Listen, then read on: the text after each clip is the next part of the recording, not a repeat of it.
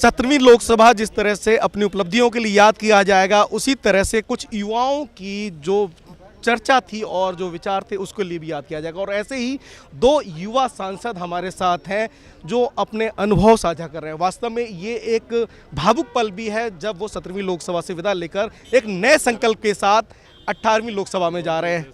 हमारे साथ युवा सांसद अनुभव मोहंती और चिराग पासवान अनुभव पहले जी। अनुभव नहीं तो मैं चाहता हूं कि आप दोनों युवा सांसद के तौर पर पहचाने जाते हैं और आपकी आवाज़ इस सदन में जब गूंजती है तो एक नए संदेश के साथ जाती है। लेकिन अगर मैं सबसे पहले जानूं कि 17वीं लोकसभा को आप किस तरह से याद करेंगे? देखिए 17वीं लोकसभा में यकीनन मेरा ये सेकंड टाइम है। मैं तो 16वीं लोकसभा में भी था, भाई मेरे इसी में आए हैं। तो बट ये 17वीं लोकसभा कई मायनों में, अभी जब मैं अंदर बैठा हुआ था कई पुरानी यादें दिमाग में कौंध रही थी। संसदीय कार्य की नई ऊंचाइयों तक ये 17वीं लोकसभा लेकर गई है। कई दशकों से लंबित पड़े ऐसे विधेयक जिस पे सिर्फ राजनीति होती गई, उसको हम लोगों ने पूरा किया। भले वो धारा 370 की बात हो, विमेन रिजर्वेशन बिल की बात हो, राम मंदिर के निर्माण को लेकर उन तमाम कार्यों को हम लोगों ने हासिल किया। मैं कई उतार चढ़ाव से गुजरा। पापा की उंगली पकड़कर 17वीं लोकसभा में मैं आया था। इसी दौरान मैंने उनको भी खोया। कई राजनीतिक उतार चढ़ाव से मैं गुजरा, पर हाँ बिल्कुल रहेगा भाई, उन्हीं के आशीर्वाद से आज यहाँ तक पहुँचा हूँ। तो कई ऐसी चीज़ें थी जो आपको भावुक भी करती हैं, बट यही चीज़ें आपको शक्ति भी देती हैं, ऊर्जा भी देती हैं। और इस उम्मीद के साथ कि 18वीं लोकसभा में और नई मजबूती के साथ हम लोग आएंगे। यहाँ से आज हम लोग विदा ले रहे हैं। अच्छा अनुभव, आपका कैसा अनुभव है? जिस तरह से चिराग ने ओपनिंग में कहा कि पहले अनुभव से लेते हैं, लेकिन आपका कैसा अनुभव रहा और मोदी सरकार की जिस तरह की उपलब्धियां हैं उसको आप कैसे देख रहे हैं? जी, जैसे कि चिराग जी ने भी कहा कि सच में और सही मायने में 17वीं लोकसभा हम सबके लिए बहुत ऐतिहासिक रहा है। पूरे देश के लिए, पूरे हिंदुस्तान के लिए ऐतिहासिक रहा है।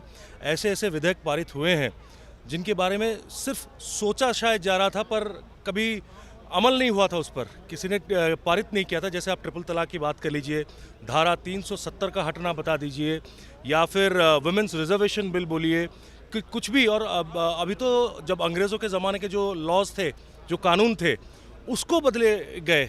ये आज़ादी का जो अमृत महोत्सव का जो हम त्यौहार मना रहे हैं, वो सही मायने में पार्लियामेंट 17वीं लोकसभा उसका विटनेस हुआ है और हम सबको वो मौका मिला है। और उससे भी अच्छी बात यह है, जो 17वीं लोकसभा का अंश बने हैं वो दोनों सदनों में बैठने का मौका उनको मिला है। मतलब पुराने अभी जो कॉन्स्टिट्यूशन हाउस जिसको हम बोलते हैं, संविधान सदन, उसमें भी बैठे हैं और नए सदन में भी बैठे हैं। ये पल किसी दूसरे को नहीं मिलने वाला है। ये इतिहास बनकर सिर्फ हम ही लोग हैं। तो ये मुझे लगता है हम लोग के लिए सबसे बड़ा, जो उम्र भर जो चीज़ याद रहेगी कि हम लोग कड़ी थे इतिहास और भविष्य के बीच की। एग्जैक्टली, ये बहुत ही सही है। और एक आज आपको मैं सुन रहा था लोकसभा में जब 193 के तहत राम की चर्चा हो रही है, आपने जगन्नाथ और राम की बात की।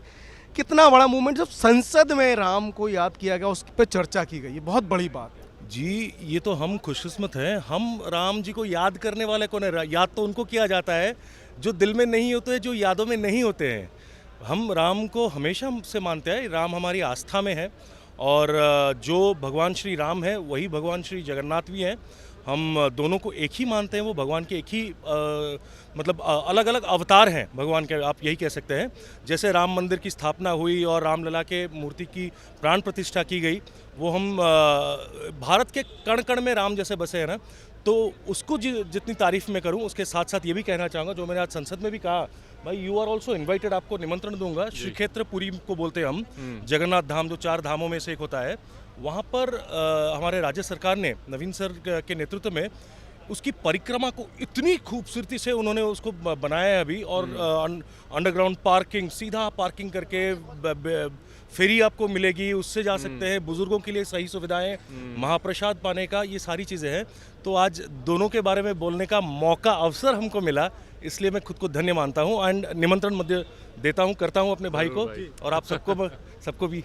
चिराग, राम आस्था का केंद्र है, रोम रोम में राम बसे हैं, और जब राम की प्रतिष्ठा की गई और सदन में हम सभी ने राम को याद किया, कैसा ये महसूस? भाई पहले तो मैं अपने आप को उन सौभाग्यशालियों में से मानता हूँ जिनको जिस दिन भगवान श्री राम की प्राण प्रतिष्ठा का कार्यक्रम आयोजित किया गया अयोध्या में, उसका साक्षी बनने का मुझे मौका मिला। यकीनन मेरे लिए ये एक बहुत बड़े सौभाग्य की बात है। और आज जिस तरीके से उसको लेकर चर्चा हुई, कहीं ना कहीं मैं खुल के आस्था रखता हूँ और मैं खुल के आस्था दिखाता हूँ। मैंने ना कभी आस्था रखने में शर्म की, ना पूजा पाठ में मैं कभी हिचकिचाया। मैं खुल के करता हूँ और मुझे लगता है आज मेरी तरीके के करोड़ों ऐसे लोग जो आस्था रखते हैं, उनको भी कहीं ना कहीं एक संवैधानिक अधिकार भी मिला अपनी आस्था को रखने का खुलकर। कहीं ना कहीं इन बातों को छुपाया जाता है, इन बातों को दबाने का प्रयास किया जाता है, पर मुझे लगता है हर राम भक्त अब खुल के बोलेगा कि हम राम भक्त हैं। अच्छा, चिराग और अनुभव दोनों युवा हैं। 17वीं लोकसभा में आप जैसे बहुत युवा दिखे, क्या हम उम्मीद करेंगे कि जो युवा आपको देख रहे हैं और जो सुन रहे हैं, आपसे प्रेरणा लेके 18वीं लोकसभा पे युवाओं की संख्या ज़्यादा हो? जैसे प्रधानमंत्री जी का भी फोकस है कि देश युवाओं का देश है और युवाओं का प्रतिनिधित्व एक खासा अहम है। अनुभव, आपका क्या कहना है? जब भारत देश ही हमारा युवा भारत अभी कहलाया जा रहा है, हम ऊंचाइयों की श्रेणी में मतलब सबसे ऊपर खड़े हैं और विश्व गुरु बनने के मतलब विश्व का सबसे नंबर 1 कंट्री बनने पर भी हम लोग खड़े हैं, बहुत ही नज़दीक हैं। तो उस वक्त में युवा, ये जाहिर सा बात है, बहुत सारे युवा आएंगे, पर इसका मतलब ये भी हमको सोचना चाहिए कि एक्सपीरियंस लोग जो हैं, जो गुणी हैं, जो ज्ञानी हैं, इतने विद्वान हैं, उनको हमें नज़रअंदाज कभी नहीं करना चाहिए। उनका एक्सपीरियंस, उनका जो भी जानकार लोग रहे हैं, उनसे बहुत कुछ हमें सीखना अभी भी बाकी है। और भगवान करे, ऊपर वाला करे, हम युवा जो भी हैं इकट्ठे पार्लियामेंट में 17वीं लोकसभा में रहे हैं, 18वीं में भी आने का हमको अवसर मिले, और जितने भी युवा देश के हैं सभी अच्छा काम करने पर विश्वास रखें और नियत से काम करें। अगर कोशिश जारी रहे ना, तो कोशिश करने वाले की कभी हार नहीं होती है। बड़ी बात चिराग, कोशिश करने वाले की कभी हार नहीं होती। और युवा किसी भी क्षेत्र में देखें तो उनका आज वर्चस्व है। भाई बिल्कुल, युवा जोश के साथ अनुभव जुड़ जाए, उससे बेहतर और कुछ नहीं हो सकता। तो यकीनन ये जोश हम सब में है, तो चिराग रोशन हो जाएगा। तो यकीनन भारत एक युवा देश है। मैं चाहता हूं कि हर क्षेत्र में, और ख़ास तौर पे राजनीति में, भाई हम लोगों ने एक वो दौर भी देखा 2014 से पहले, जहां पे ये फैशन बन गया था युवाओं का ये कहना कि I am not interested in politics. युवा धीरे धीरे अपने आप को भारतीय राजनीति से काटने लग गए थे। वही जात पात धर्म मज़हब की राजनीति में इतना भारत उलझता जा रहा था कि लोग अपने आप को, और ख़ास तौर पे युवा वर्ग, अपने आप को उससे जोड़ के नहीं देख पा रहा था। ये बदलाव मेरे प्रधानमंत्री लेकर आए, ये मैं मानता हूँ। 2014 के बाद जिस तरीके से भागीदारी युवाओं की बढ़ी है, ये लंबे समय तक ऐसे ही चले, ये मैं उम्मीद रखता हूँ। एक अंतिम सवाल दोनों से, दोनों युवा हैं, कई मुद्दों पर खुल के बात की है। 17वीं लोकसभा में प्रधानमंत्री नरेंद्र मोदी की सरकार ने जिस तरह से ऐतिहासिक कार्य किया, सदन में उसकी चर्चा हुई और आज हर भारतवासी को पता है कि किस तरह काम हुए।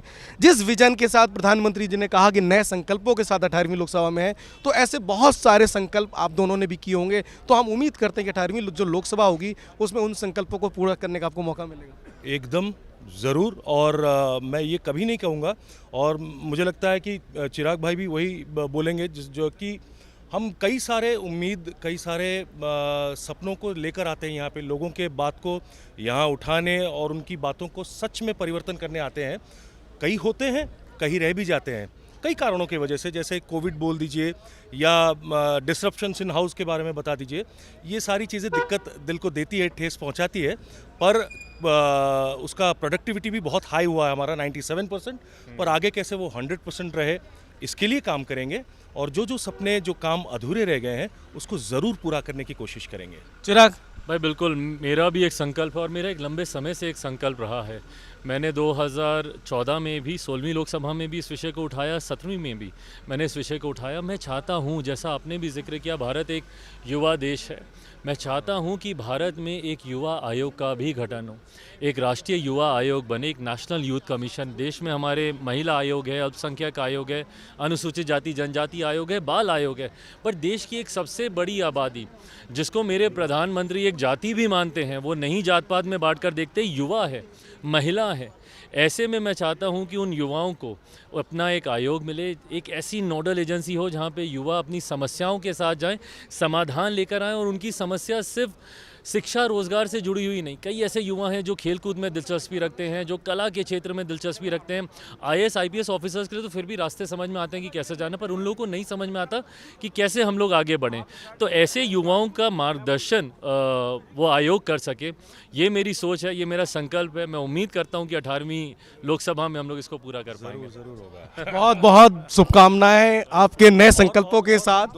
हम दोनों के तरफ से संसद टीवी के सभी कार्यकर्ताओं को, आप लोगों को, रिपोर्टर्स, जर्नलिस्ट और एंटायर ऑफिशियल टीम, सबको बहुत बहुत प्यार और बहुत आभार आप सबका। सही बात है भाई, आप लोग जितनी मेहनत करते हैं पीछे रहकर, आपके हर एक साथी को हमारी तरफ से बहुत बहुत शुभकामनाएं। Thank you. बहुत बहुत धन्यवाद चिराग और अनुभव, बहुत बहुत धन्यवाद, और उम्मीद करते हैं 18वीं लोकसभा में आपसे पुनः मुलाकात होगी नए ऊर्जा, नए संकल्पों के साथ। Thank you. तो ये थे युवा सांसद अनुभव मोहंती और चिराग पासवान, जिनका साफ तौर पर मानना है कि मोदी सरकार ने कई उपलब्धियां की हैं और 17वीं लोकसभा का सत्र वास्तव में उपलब्धियों भरा सत्र रहेगा। लेकिन जिस तरह से युवाओं ने भारत के इस मंदिर में प्रतिनिधित्व दिया है, वो भी खासा ऐतिहासिक रहेगा।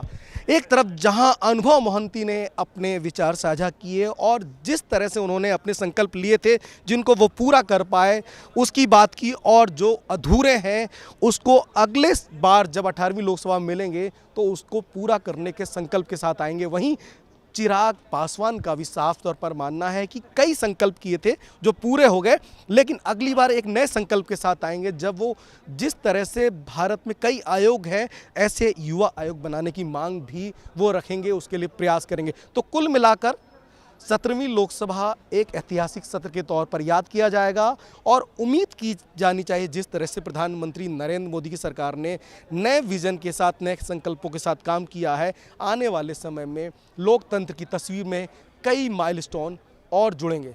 अमरेंद्र गुप्ता, संसद टीवी, दिल्ली।